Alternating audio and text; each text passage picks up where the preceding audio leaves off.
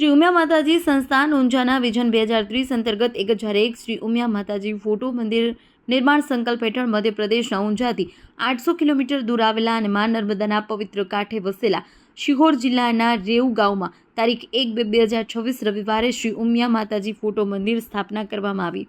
મધ્યપ્રદેશના શિહોર જિલ્લાના નર્મદાના તટે વસેલા પવિત્ર સ્થળ રેઉ ગામમાં નર્મદા પરિક્રમા એવं અન્ન ક્ષેત્ર એવं વિશ્રામ આશ્રમ ન્યાસમાં તારીખ 26/1/2026 થી 1/2/2026 દરમિયાન સંગીતમય શ્રીમદ ભાગવત કથા એવं પંચકુંડી સતચંડી મહાયજ્ઞ એવं નાની બાઈકા માયરાનું ભવ્ય આયોજન કરવામાં આવ્યું, જેમાં વિવિધ ધાર્મિક કાર્યક્રમોનું આયોજન કરવામાં આવ્યું।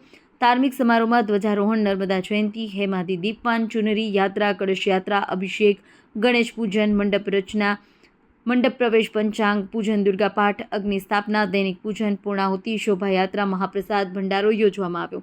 વિશેષ મહોત્સવ દરમિયાન 1/6/2026 રવિવારે ઉમિયા માતાજી ફોટો મંદિર સ્થાપના મહોત્સવ ઉજવવામાં આવ્યો। આ ફોટો મંદિર સ્થાપના ઉત્સવમાં ગામ રેવ ગામના સમાજ બંધુઓએ વિશાળ શોભાયાત્રા યોજવામાં આવી। આ શોભાયાત્રા રૂટ ઉપર દરેક સમાજના બંધુઓએ પોતાના ઘરો આંગણા રંગોળી સાથે સજાવટ કરી પુષ્પવર્ષા સાથે માતાજીના વધામણા કર્યા।